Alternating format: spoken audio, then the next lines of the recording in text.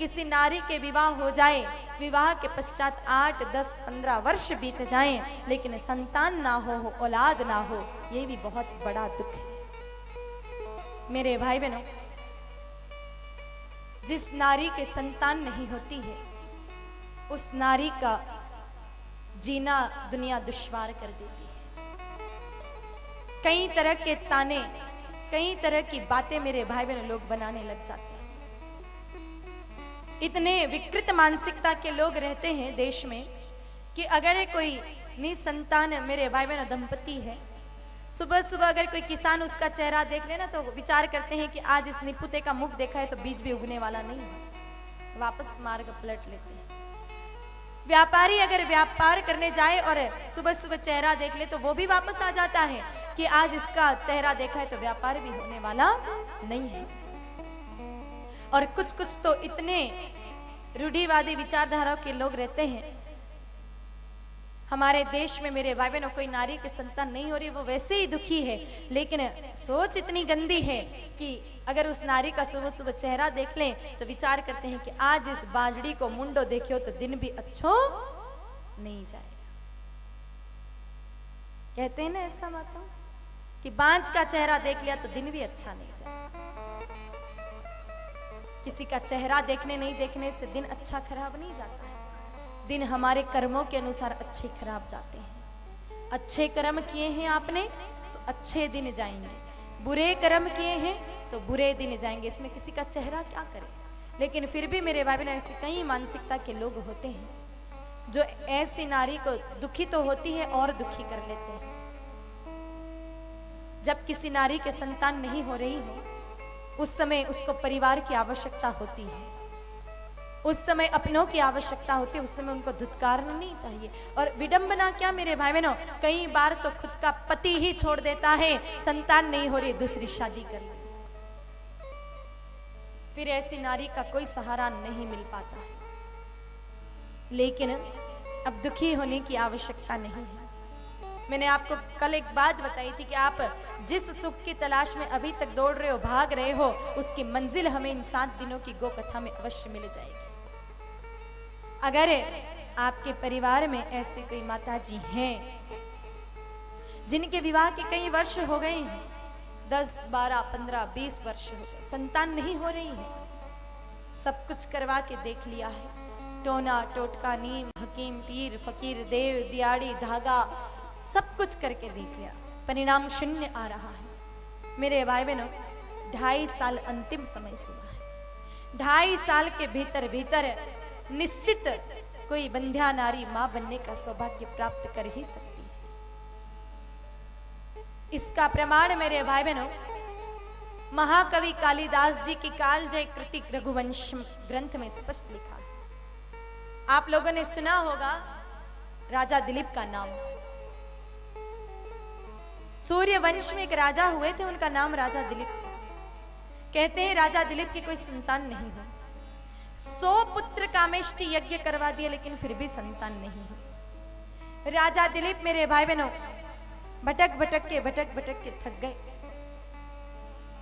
कई सारे वैद्य जी को बुलाया, कई सारा इलाज करवाया, कई सारे यज्ञ हवन पूजा पाठ करवाई, लेकिन फिर भी संतान नहीं हुई। आखिरकार राजा दिलीप दुखी होकर के मेरे भाई बहनों अपने सदगुरुदेव भगवान वशिष्ठ जी महाराज के पास गए, चरणों में प्रणाम किया।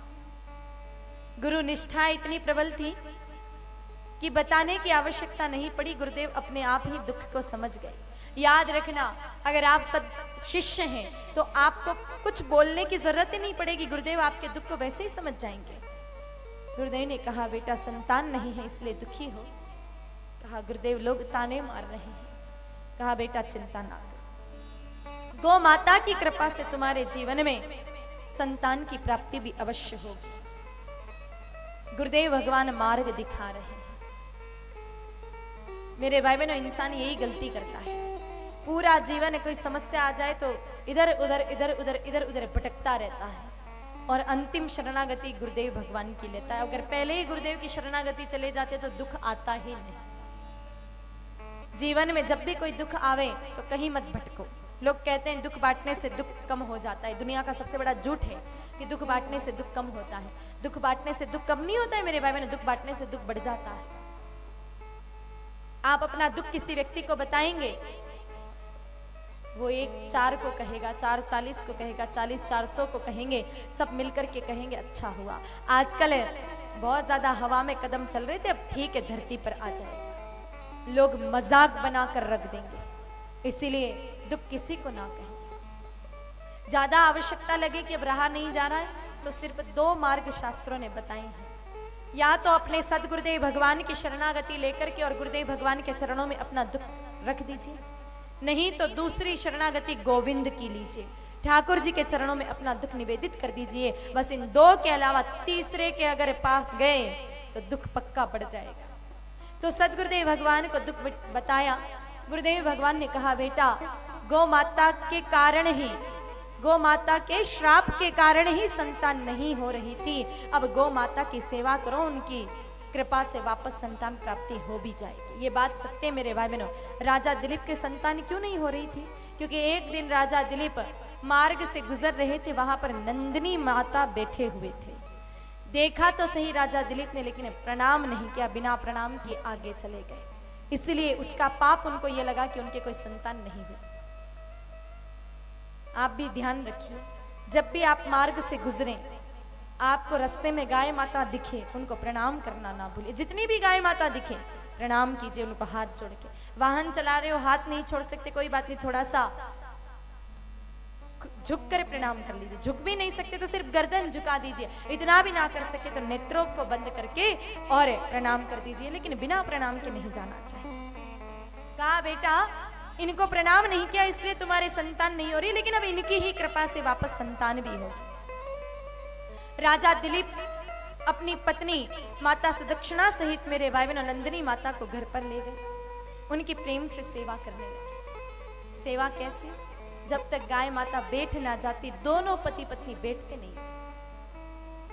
जब तक गाय माता मेरे भाई बहनों चारा नहीं जीम लेते, दोनों पति पत्नी भोजन नहीं करते। जब तक गाय माता पानी नहीं पी लेते, दोनों पति पत्नी पानी नहीं पीते थे। छत्रपति मेरे भाई बहनों सम्राट थे राजा दिलीप, लेकिन फिर भी स्वयं जाते गाय माता को चराने के लिए जंगल में।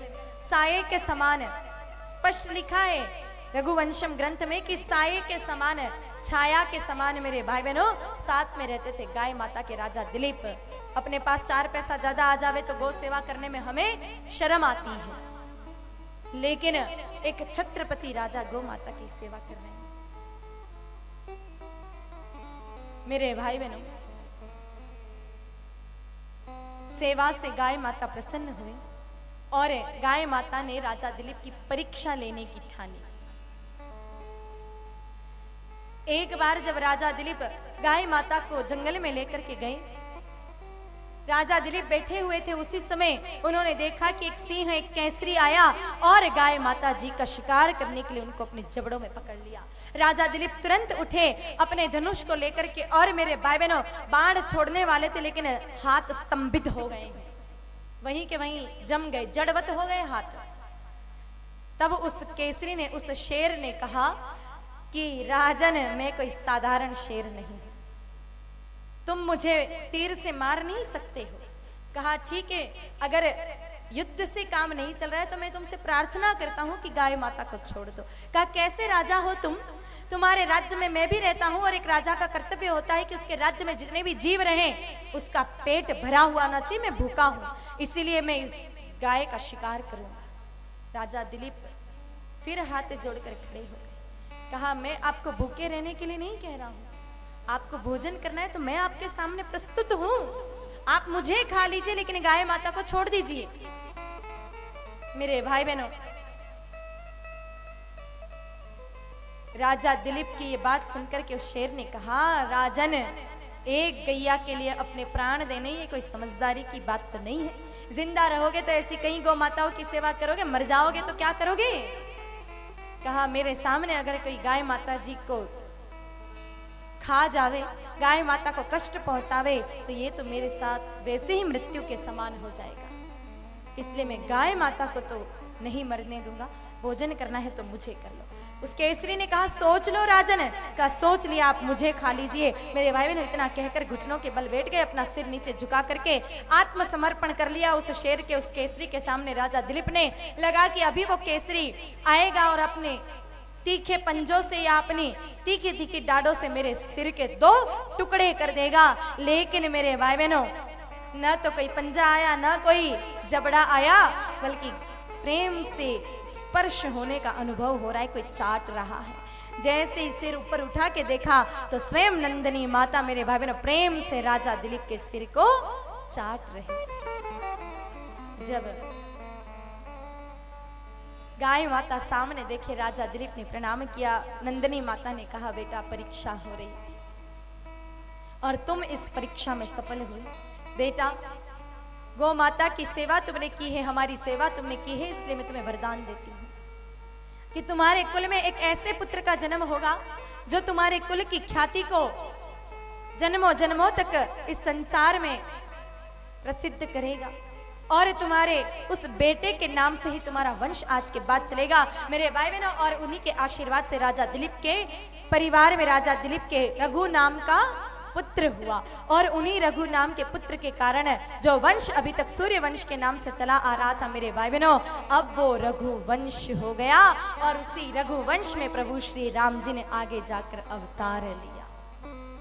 राम जी भी पधारे, लेकिन उस रघु वंश को राम वंश में वो भी नहीं बदल पाए।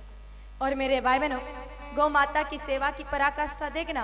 राम जी पुत्र हैं दशरथ जी के, लेकिन कोई भी उनको दशरथ नंदन राजा राम की जय नहीं बोलता है। जब भी कोई जयकारा लगाते हैं तो क्या कहते हैं? रघु नंदन राजा राम की जय हो। और राम जी के जितने भी नाम हैं, राघवेंद्र, रघुपति, रघुनाथ, क्यों है रघु के नाम पर? क्योंकि रघु गो कृपा से हुए हैं। अब विचार करना मेरे भाई बहनों, रघु नहीं होते तो राम जी भी नहीं होते। इसीलिए कहा कि बेटा जब गौ माता की कृपा से राजा दिलीप के संतान हो सकते, संसार में सबके